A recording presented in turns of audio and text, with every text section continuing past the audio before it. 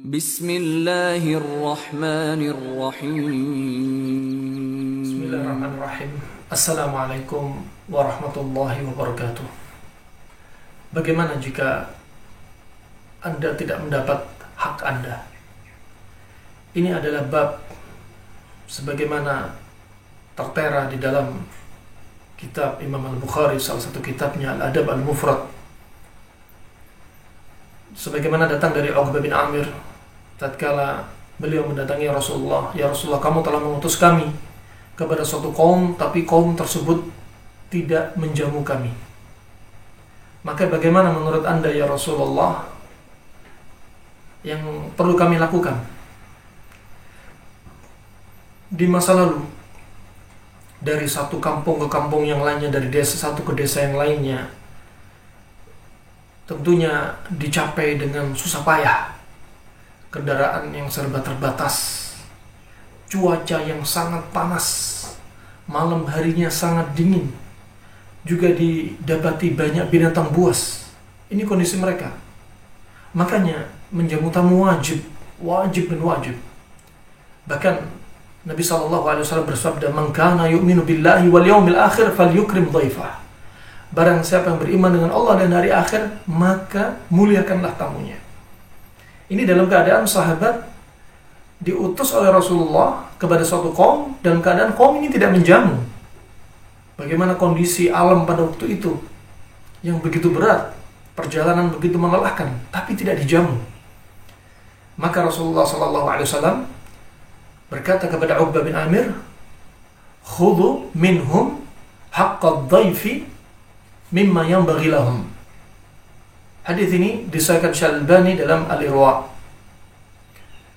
Dan ini menunjukkan bahwasanya menjamu tamu itu wajib.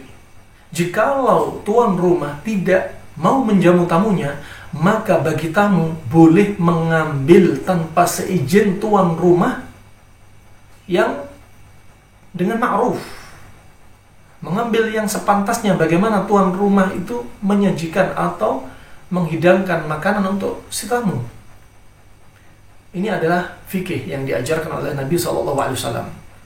Begitu pula jika seseorang bertamu datang satu rumah, pemilik rumahnya ini tidak mengeluarkan satu apapun, maka si tamu boleh mengambil sesuatu yang ada di rumah dari tuan rumah ini, walau tanpa sepengetahuan tuan rumah. Ya subhanallah. Ini dalil yang pertama. Adapun dalil yang kedua, sebagaimana datang dari Hindun, istri Abu Sufyan,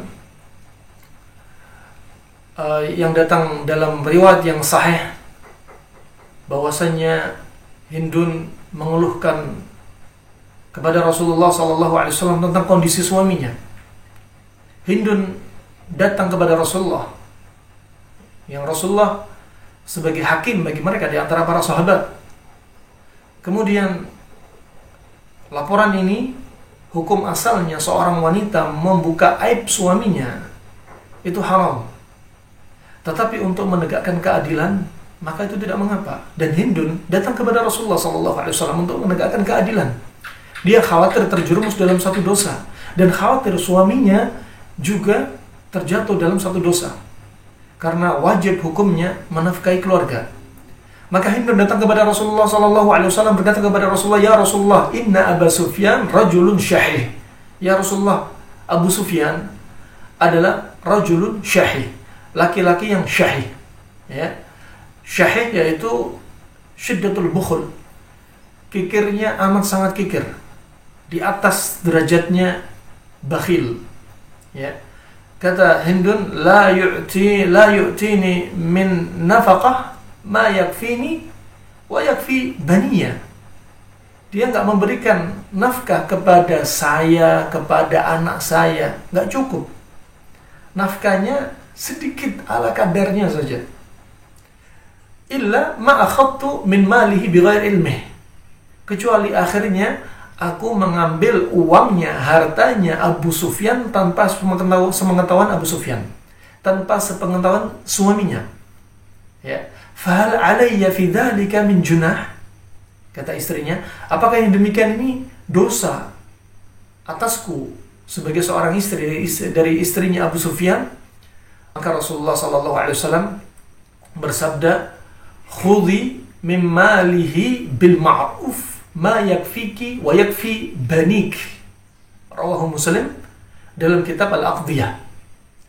Katanya Rasulullah SAW, ambillah kamu dari harta suamimu dengan baik. Artinya dengan baik, bukan diambil semua. Diambil seperlunya yang mencukupi urusan seorang istri. Ya, walaupun tanpa sepengetahuan suami, yang cukup bagimu dan cukup untuk anakmu. Masya Allah. Ini pelajaran dari Nabi SAW. Kemudian dalil yang ketiga, sebagaimana hadis Rasulullah SAW ketika dia bersabda, sebagaimana diriwayatkan Jabir radhiyallahu an yang dikeluarkan oleh Ibnu Majah dengan sanad yang sahih, bahwasanya Rasulullah bersabda, anta wa maluka li abik. Anta wa maluka li abik. Kamu dan harta kamu itu adalah milik bapakmu. Kemudian dalam riwayat yang lainnya, anta wa maluka li walidaik. Kamu dan harta kamu adalah milik kedua orang tua kamu. Riwayat Ibnu Umar dikeluarkan oleh Imam Ahmad, Abu Daud dan Ibnu Majah. Di sini juga dalil, jikalau ada orang tua, apalagi dalam keadaan orang tua ini miskin, apalagi dalam keadaan orang tua sudah tidak kerja lagi, apalagi dalam keadaan orang tua lebih-lebih jompo, ya, yang dia membutuhkan harta, akan tetapi anak-anak mereka dari orang tua ini tidak ada yang memberikan nafkah kepada orang tuanya. Maka di sini orang tua, bapak atau ibu, boleh mengambil harta anak-anaknya walaupun tanpa sepengetahuan anak-anaknya. Mengambil bil ma'ruf, mengambil dengan baik. Artinya dengan baik, dengan tidak mendolimi anaknya dia, tidak mendolimi cucunya, tidak mendolimi menantunya. Mengambil dengan secukupnya untuk kebutuhan orang tua. Kenapa? Karena mereka tidak menunaikan haknya untuk menafkahi orang tua mereka. Anda yang sudah kerja, rutin kirimi orang tua Anda. Ya, beri mereka nafkah. Jangan ditelantarkan mereka dengan tidak didatangi, tidak disilaturahmi, ya. Kemudian duitnya juga tidak silaturahim, duitnya juga tidak sampai kepada orang tua mereka. Ya subhanallah. Ya, maka orang tua boleh mengambil. Ya, kemudian juga dari Abu Hurairah radhiyallahu an yang keempat, ya, sebagaimana hadis Nabi SAW riwayat Imam Bukhari dan Muslim, matlul ghani dhulmun, yaitu orang yang mampu, dia punya utang dan dia mengulur-ngulur waktu untuk membayar utang. Ini adalah kezaliman. Padahal dia mampu untuk membayar hutang, ada kemampuan untuk membayar hutang, ya, bahkan lebih mungkin untuk membayar hutang dan menghidupi keluarga dia itu lebih, tapi dia sengaja mengulur-ngulur. Maka, ya, kalau misalkan saya ada yang mengambil uang dari saya atau hutang dari saya, kemudian dia ini dalam keadaan dia mampu tapi dia mengulur, saya boleh mengambil harta dia. Kenapa? Karena dia ini telah mengulur-ngulur waktu membayar hutang dalam keadaan dia mampu. Dan ini adalah kezaliman. Dia punya kewajiban dan misal saya punya hak, maka saya boleh mengambil, mengurangi hutang dia dengan mengambil harta dia. Masya Allah. Maka hati-hati dari segala kezaliman, ya. Tunaikan hak manusia. Tunaikan hak manusia. Jangan ditelantarkan hak manusia. Anda punya kewajiban, saudara Anda punya hak.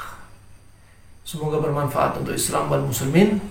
Wabillahi taufiq wal hidayah. Wassalamualaikum warahmatullahi wabarakatuh.